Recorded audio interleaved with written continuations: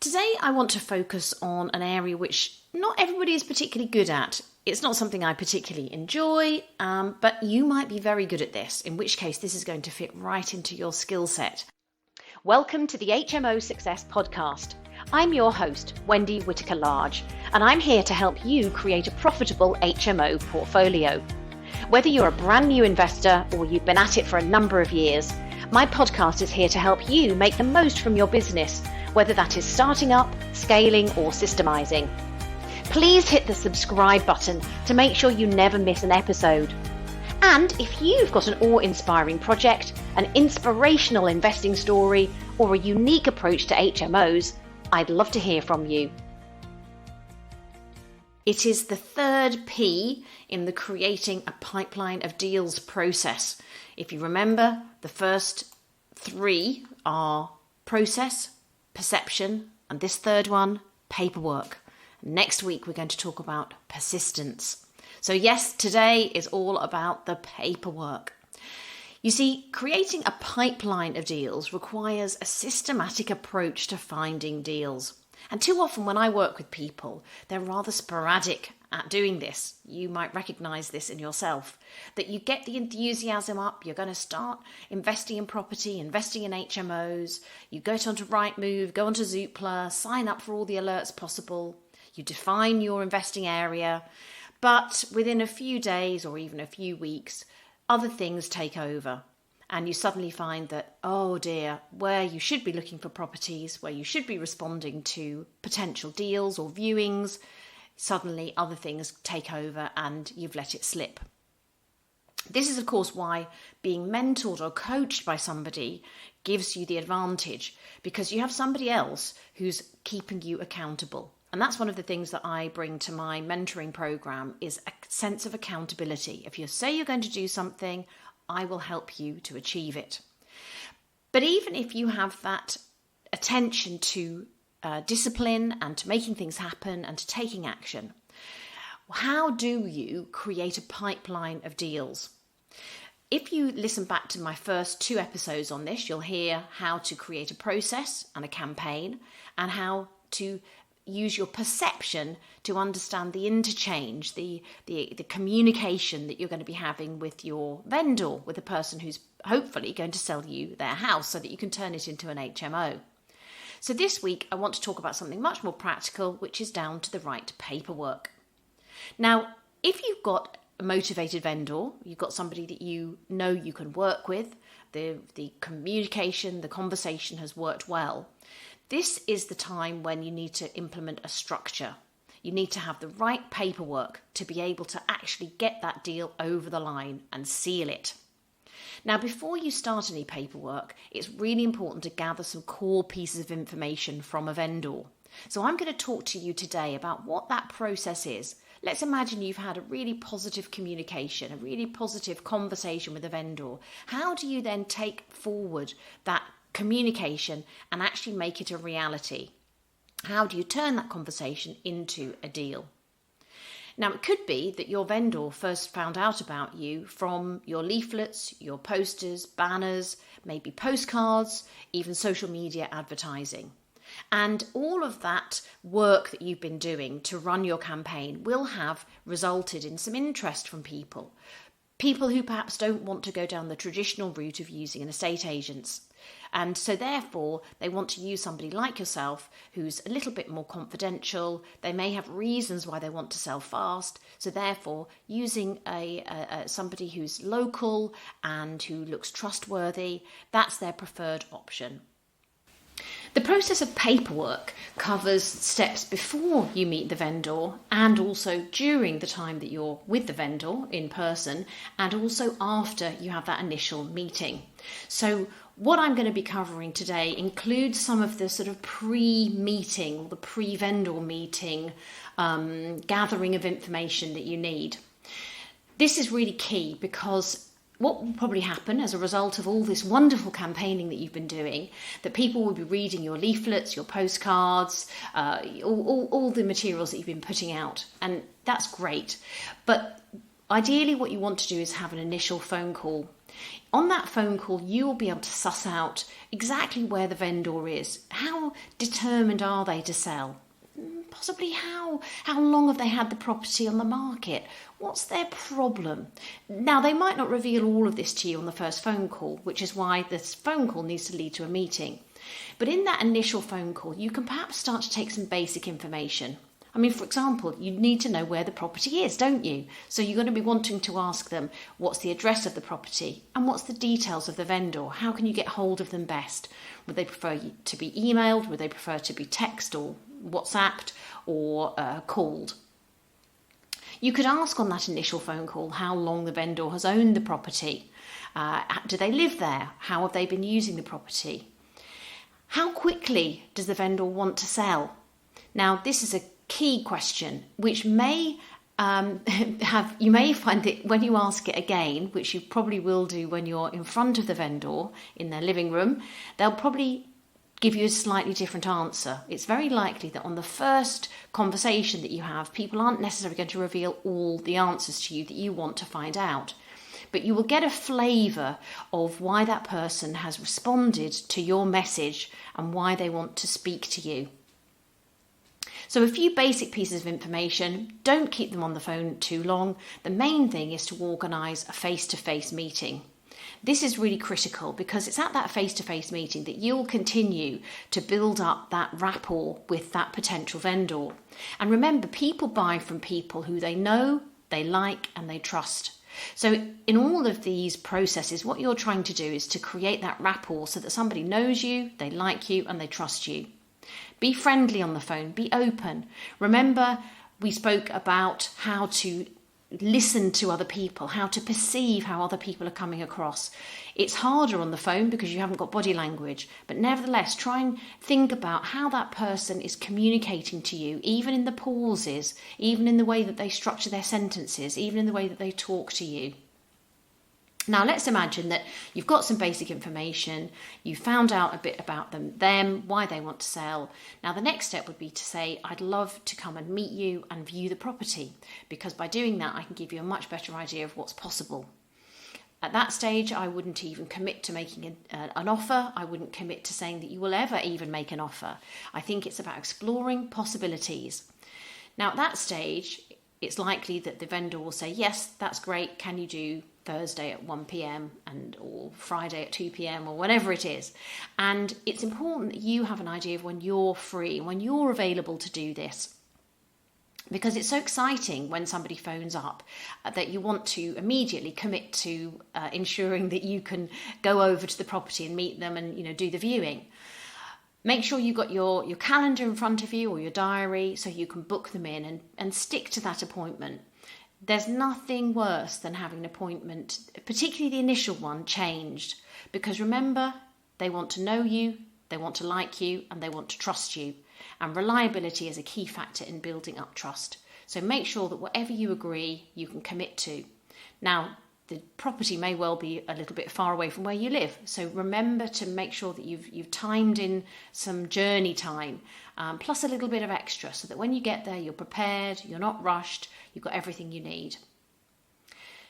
When you're then sitting in front of that vendor, which is the ideal place to be, because you want to be building up the rapport and the trust and the communication, and also perceiving what they're trying to tell you, because they may tell you as much between the lines as on the lines. So in other words, they're going to speak things to you that you need to listen out for, that might not be obvious. They might not be able to tell you direct what they're thinking or directly some of the information that you would like to have. You want to make sure that you're prepared and that you have a clip chart or you have a notebook in which you can take some information. The first meeting with the vendor is very much about gathering data. It's from this meeting that you'll be able to crunch the numbers, that you'll be able to get the data to be able to then see what the possibilities are. It might mean that you put forward an offer for a lease option, for example. It might be that you don't want to just do a straightforward purchase.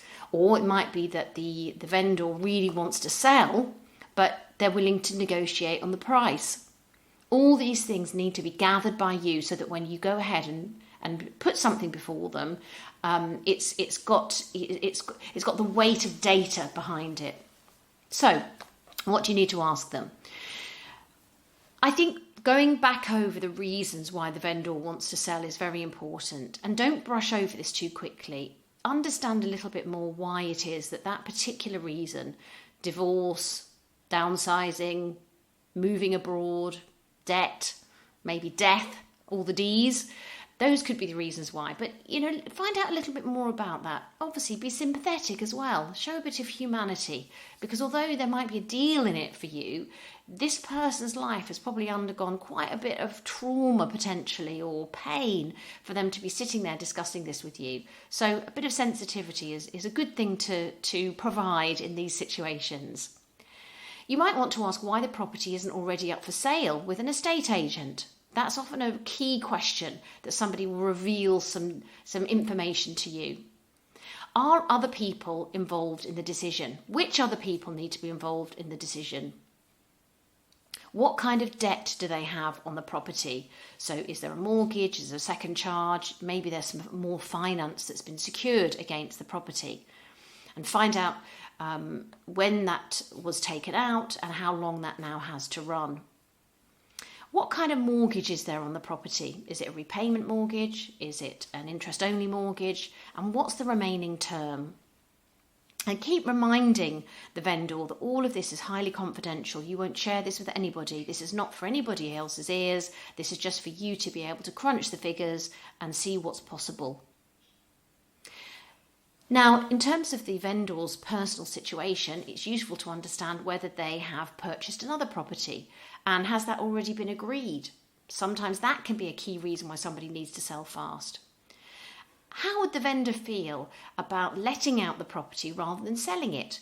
How would they feel if, for example, you were to rent the property from them and then let it to somebody else? Would that be a possible option? What other plans has the vendor got for the money from the sale, apart from living the high life, of course, and sailing around the world in a big yacht? What other ideas does the vendor have? And this is a way of finding out whether there are debts or other charges or other credit card debts, for example, that they might want to clear off as a result of the sale. Remember to ask open questions. So we're asking what, how, who, which, where, occasionally even why.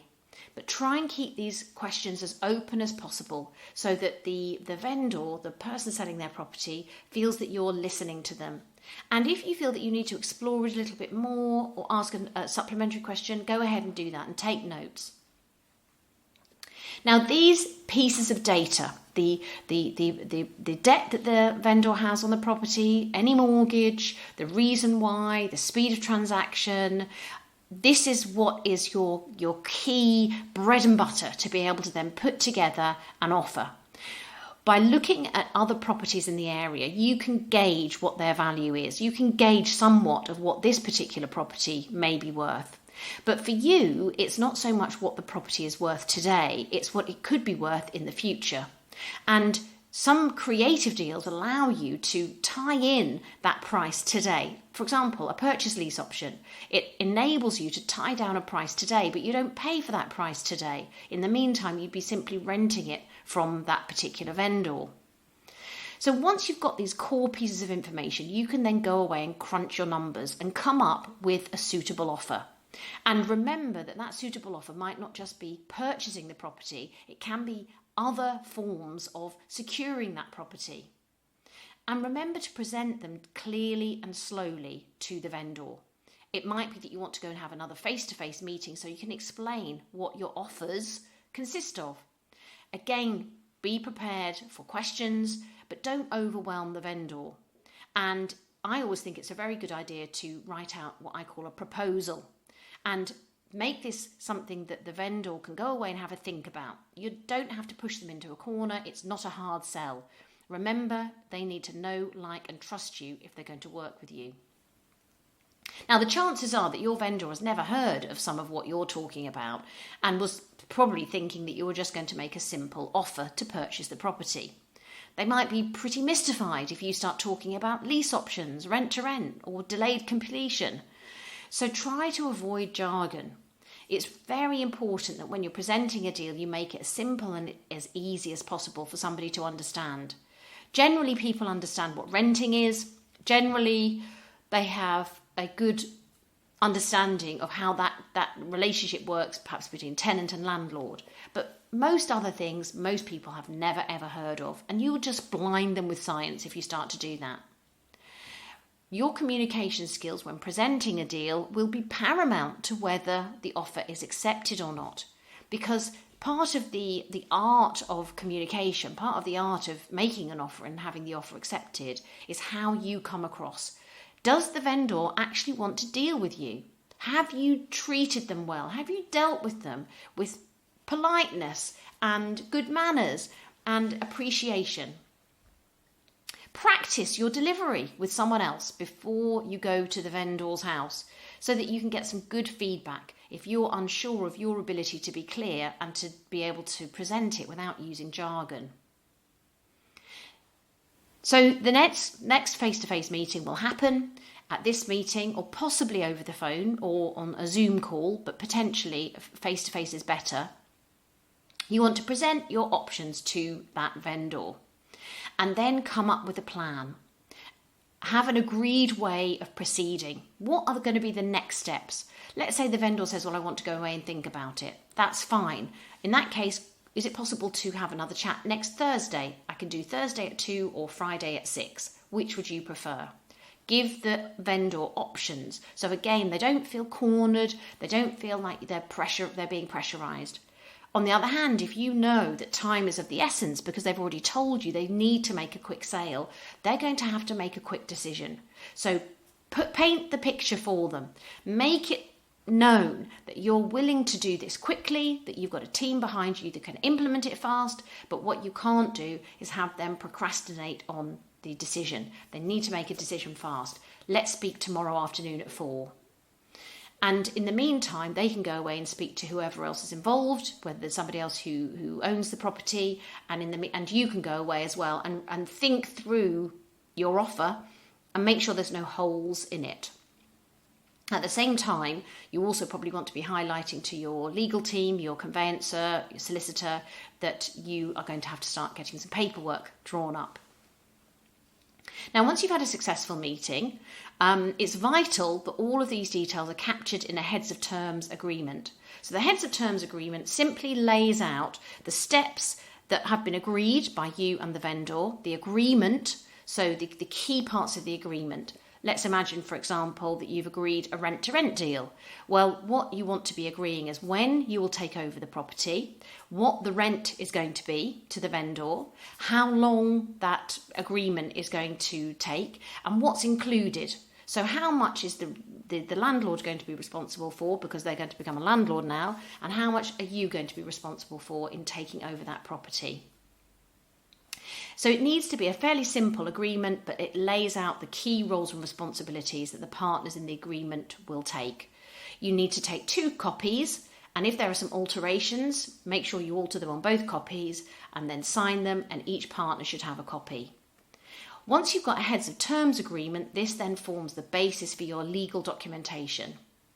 Now, I always advise people to take legal advice on any deal. Some people will say you don't need legal advice, you can use your own paperwork. And certainly using your own paperwork is more simple and faster to do. Perhaps once you've done this a few times, you can be confident in executing a deal, knowing that it is legally safe to do so. However, if this is your first one, I really recommend that you take further advice about any of these strategies so that you can make sure you're doing it legally and above board.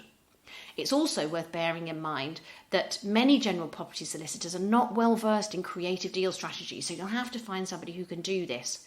And also this gives a sort of backup to your vendor, because your vendor may also be thinking, oh, I've not really heard of these, oh, is this person dodgy, is this all a scam? Whereas I think when you can prove that you've got some legal backing and you've got somebody behind you who's going to be producing the documentation and it's all legally above board, it certainly reassures the vendor that you've done your homework and that this is not a scam and that there is legal backing provided behind the deal.